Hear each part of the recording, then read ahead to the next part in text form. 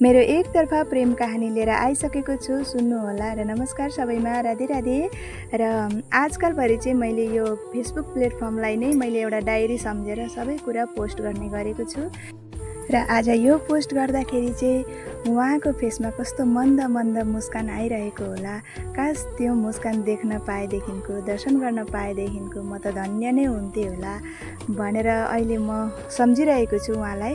र सुन्नुहोला, उहाँको फुल नाम पनि म भन्न गइरहेको छु यसमा। र अहिले म सोच्दैछु म कसको नाम लेख्ने छु भनेर चाहिँ म सोच्दै थिएँ यहाँनिर चाहिँ। र अब हेर्नुहोला, यहाँनिर भन्न गइरहेको छु मेरो श्रीमानको नाम केबाट र मेरो नाम एसबाट आउँछ पहिलो अक्षर, होइन। र छोराछोरीको पनि त्यस्तै हो। र यहाँनिर चाहिँ म जुन सर्कल तान्दैछु नि, मेहन्दीले जुन सर्कल तान्दैछु यसलाई चाहिँ म जीवन रेखामा ठान्छु। र यो जीवन चाहिँ जुन जिउने छ यसलाई म मन्थनमा ठान्छु। र जुन दुःख र सुख छ नि यसलाई चाहिँ म अमृत र विषमा ठान्छु। र सुखलाई अमृत, दुःखलाई विष। र यो संसारमा अमृत दिए जै गरेर विष पिलाउनेको कमी छैन। र त्यही बिचमा पनि अब मलाई अमृत पिलाउने उहाँ हुनुहुन्छ भन्ने कुरा चाहिँ मैले भर्खरै थाहा पाएर मैले यो पोस्ट गर्दैछु।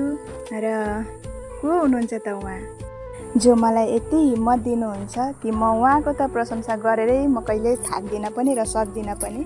र उहाँ हुनुहुन्छ मेरो प्यारो प्यारो प्यारो नीलकण्ठ महादेव।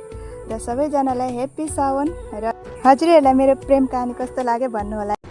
श्रावण महिनाको फर्स्ट सोमबारको धेरै धेरै शुभकामना सबैजनालाई। र हर हर महादेव। दुःख रूपी विषको प्याला पिउने उहाँ नै हृदय सम्राट श्री भोलेनाथ, मेरो नीलकण्ठ महादेव। र उहाँको प्रेमी म है। र अर्को हिसाबले पनि भन्नुपर्दाखेरि सबैले आफ्नो श्रीमानको पहिलो अक्षर लेख्छन्, मैले पनि लेखेको छु। अन्तिम अक्षर ए नै हुन्छ।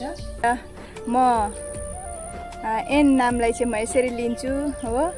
मेरो जीवनमा चाहिँ धेरै महत्त्व छ। र थ्याङ्क यू सो मच। धेरैजनाले मलाई पोजिटिभ सोच्नु हुँदो रहेछ, कतिजनाको मात्रै प्रश्न थियो हो। र गाइस, यो चाहिँ एउटा मेरो भाव हो, त्यही भन्नुको लागि मैले बनाएको थिएँ।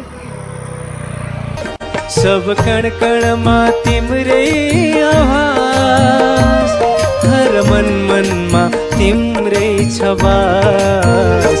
याद आउँछ तिम्रो झन झन, याद आउँछ तिम्रो झन झन।